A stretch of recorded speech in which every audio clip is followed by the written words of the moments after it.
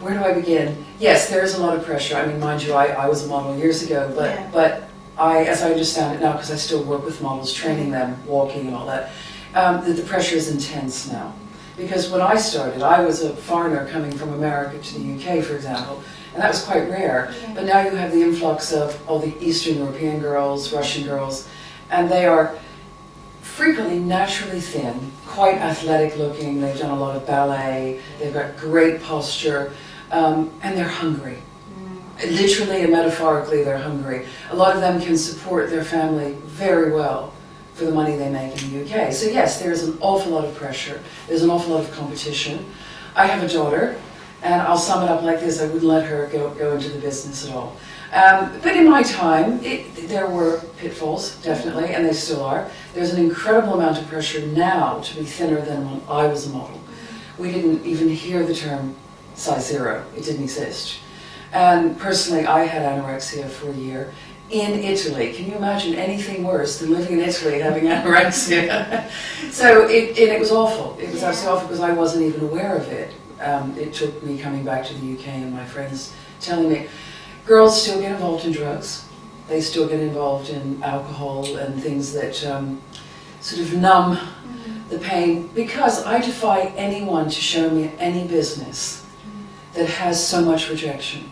For example, I remember a model doing Fashion Week castings, and she had approximately 8 castings a day. She was with a really big agency, so obviously they thought she had potential.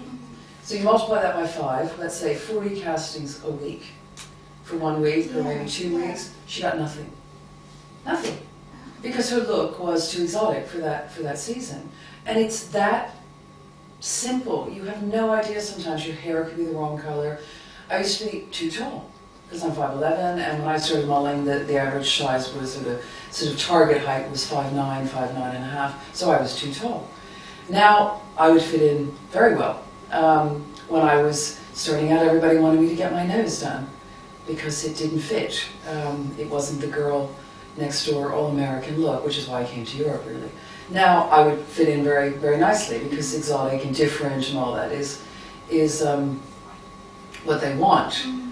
So it has changed, not necessarily for the better, it's just different. The pressures are different, but they're still there. It's one of the most competitive businesses I know, with great rejection.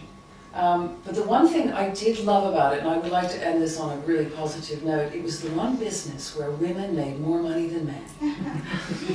And I really liked that. Yeah. It was empowering, you know, and men, when I did shows, because I was a show model, men were like the arm pieces. We were the stars, you know?